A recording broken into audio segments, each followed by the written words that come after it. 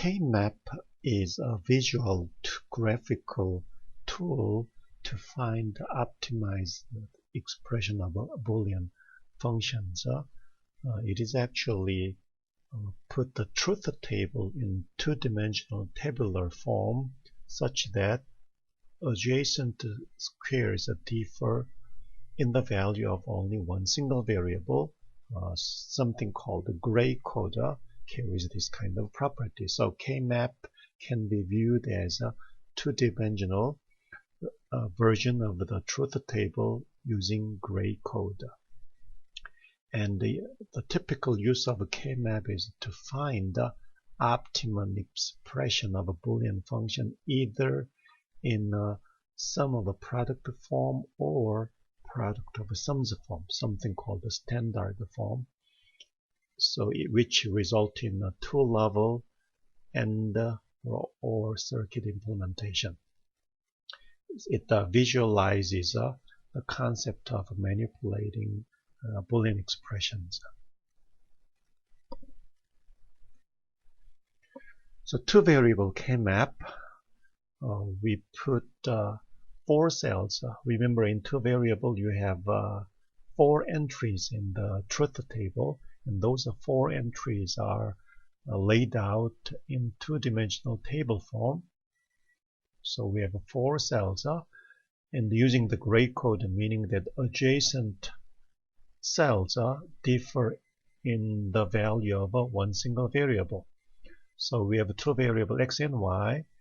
In this cell we put not x not y, min-term index is 0. In this cell we put the min-term index 1 is not x and y. So horizontally two adjacent cells differ the values of one variable, which is y. X remains complemented, but y changes. In the second row, we put min-term index 2, so x, y naught is there, and then x, y, both in true forms are there. You can check the property that two adjacent cells differ in the value of the one variable, horizontally as well as vertically. So here vertically, as you can see, y remains unchanged in complemented form, but x only changes. Second row, x remains unchanged, but y changes. In second column, vertically, x changes, but y does not change. So horizontally and vertically, only adjacent cells differ in the value of one single variable. That is called a K-map. So again, truth table is a linear one-dimensional display of function value for all possible input value combinations. But K-map is a two-dimensional tabular form maintaining the gray code property, meaning that two adjacent cells horizontally as well as vertically, only the value differs in one single variable. For example, function f with a two variable is defined this way, where the min-term index 2 and 3 are 1, but the min-term index 0 and 1 are 0.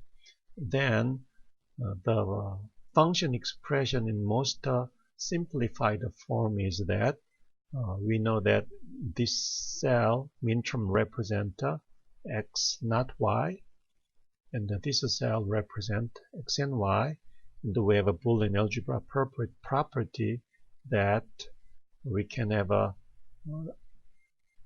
distributive law, x and y not, or y is the form, but in parentheses y not or y is equal to 1. So we have a simplified expression of x. Function g is defined this way. So 3 min-terms are 1, the min-term index 0 is 0. Then applying the Boolean algebra properties, considering this cell and this cell, which is expressed this way, which reduces to x. And if we consider this minterm and this minterm, which is expressed this way, and which reduces to y according to Boolean algebra, so the function g is x or y. Here, to have the minimization process, we have used this minterm twice. But using this minterm twice, we have achieved the most minimized expression of them.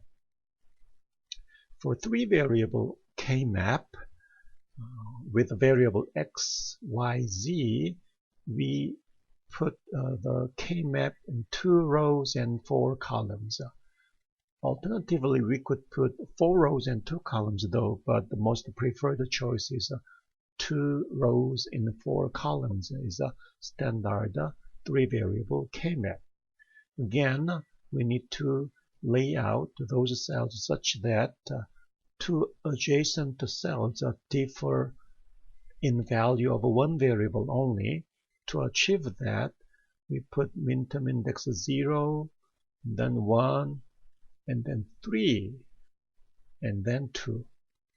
Then in second row, minterm index 4, 5, 7, 6 is the order. So if we express those minterms with the variables, this is the expression. Then as you can see, any 2 adjacent cells, horizontally or vertically, we have only 1 single variable changes. So between those two, only z changes. Between these two, only y changes. So that's why minterm index 3 comes first before minterm index 2. And then between these two, we have only 1 single variable change. In each column, you can check that only 1 single variable changes, maintaining the gray code property. Another one you should notice is that 2 columns, the leftmost column and the rightmost column, we should consider as wrapped around. Those 2 columns are adjacent as well. So this cell, minterm index 0, the minterm index 2, in a graphical display, they are apart from each other, but you need to consider as is wrapped around. So those 2 leftmost column and rightmost columns are adjacent. So you can check the property that only 1 single variable changes, which is y. Same is true for the second row. So this cell and this cell is wrapped around, so they are adjacent as well. So we need to maintain adjacency, including 2 extreme columns, considering wrapped around. That's the property of a 3 variable map. The map labeling issue, you can label this way as shown on the left side of the screen or in the right side of the screen. My preference is the right hand side of the picture, and then I'm going to use mostly that labeling scheme to explain how we get the optimized solution. So here is some example of functions. So if we have a function f with a 3 variable and the list of minterms are 2, 3, 4, 5, then in the K-map we put those minterms as 1. So 2 is a 0, 1, 2, 3, the 4, 5, we put 1s. Another example, function g has minterm list 3, 4, 6, 7. So 0, 1, 2, 3, 4, 5, 6, 7. So that's how we should list. So 4, 5, 6, 7. So that's how we put the function g in 3 variable K-map. As we briefly seen in the previous slides, as we combine squares, we will get reduced literal in a given product terms. So in 3-variable K-map, one square represents a min term with a 3-variable, but if we find the 2 adjacent squares, then it will represent a product term with a 2-variable. And then if we find the 4 adjacent terms, then the product will represent only 1 variable. And if we combine all 8 cells, then it's just a constant 1. So in a 3-variable K-map, we try to combine adjacent cells so that we will have a less literal cost in representing the product terms. For example, if a function f is defined as a min term list 2, 3, 6, 7, so 2, 3, 6, 7, then as we find 4 adjacent cells, 4 adjacent cells will have only one single literal. Remember, if we have one single cell which will represent a 3-variable, if we have 2 adjacent cells which will reduce 1 variable, so we end up only 2 literals. If we have 4 cells, will reduce 2 variables, so it ends up having just one single variable. Actually, we can verify that through the Boolean algebra properties. Those 4 cells, 4 min terms are expressed this way, and then those 2 are combined together, and those 2 are combined together. Eventually, those 2 are combined together as well, and only variable y remains. So 3-variable K-map, we want to try to find the optimized expression by finding adjacent cells. So if we find 2 cells adjacent, or 4 cells adjacent, or 8 cells adjacent, so number of cells we want to find as adjacent is a power of 2. So we have one single cell, no adjacent cells at all, the 2 cells adjacent, and then we don't find the 3 cells, but 4, which is 2 to the 2, and then 8, and so on. So example of 2 cells in a rectangle would be those 2 are adjacent cells, those 2 vertically, and then remember that 2 columns at both ends are wrapped around, so those 2 are adjacent cell as well. And similarly, these 2 are adjacent 2 cells as well. We can find many other 2 cells adjacent. Example of a 4 cell is, of course, those are 4 adjacent cells. This is another example of a 4 adjacent cells. And also, 2 and 2 in both ends together is a 4 adjacent cell. Another example of a 4 adjacent cell is entire row is a 4 adjacent cell. So this is another 4 adjacent cells.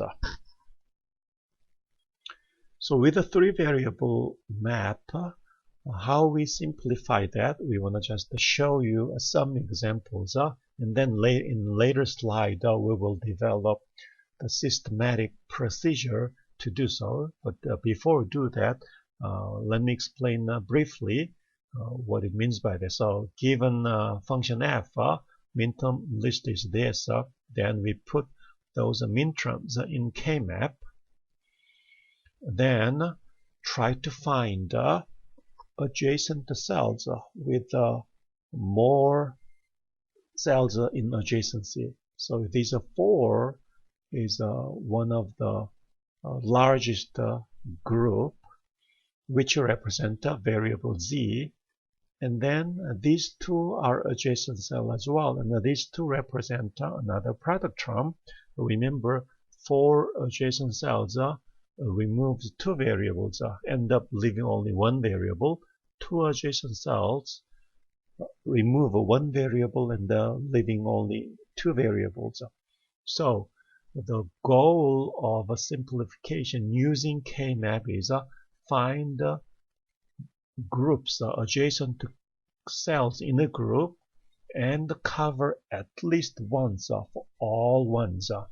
If you can find the bigger size group, we don't mind using the min term twice. So here, let me explain the procedure again. The function is defined this way. Here is the list of min terms. Then first step is convert the min term list into K-map. So here is a K-map. The min term 0 here is 0, 1, 2, 3. Don't forget the order. And then 4, 5, 6, 7. So this is the K-map representing the function that to find the optimum sum of product form. So the next step is try to find adjacent cells, the larger size, as large as possible. So here we can find 4 adjacent cells, which is 2 here and then 2 there. Don't forget that 2 extreme sides on both sides of the column, they are adjacent. So we have one group of 4 cells. And an expression for this one you can find this way. So here within the group, try to find which variable changes its value and which variable not. In these 4 cells in a group, is we can find variable x changes vertically. So this cell variable is x is 0, but in this cell variable x is 1. So variable x changes. And between 2 columns, this column has a y, z value is 0, 0, and second column is 0, 1, and 1, 1, and 1, 0. So between first column and the last column, we can see that value of y changes from 0 to 1, but z does not change. So in these 4 cells in the group, we can see that x changes, y changes, but z does not change. So the expression for these 4 cells in a group is z, the only variable of which value does not change, but z is of a value 0, so it's a complement form. So that's the expression for these 4 cells. The goal is that we need to cover at least once for all min terms. But when you try to find the largest size group as much as possible. It's okay to reuse the min terms that have been already used. So for this one, instead of having this one alone, if we pick up adjacent to one as well, then this becomes a larger group compared to just one in itself. So this is another group, and the expression for this is again in these 2 cells in a group, we can see that x does not change. So x comes, but the value of x is 0, so we put not. Between 2 columns, y does not change, but z changes. So y does not change with the value of 0, so y not, but z changes, so g is gone. So expression for these 2 cells are x not, y not. Since this one is not covered yet, we'll find another group with the one on the right. We can find the bigger size. The expression for this one is that x does not change, but its value is 1, so we have a true form. Between 2 columns, y does not change, but z changes. So expression for this is y. Since the value of y is 1, it's in true form. So optimum expression of a function f is z naught or xy or x naught, y naught. So those 3 terms combined with the OR logic is the optimum expression.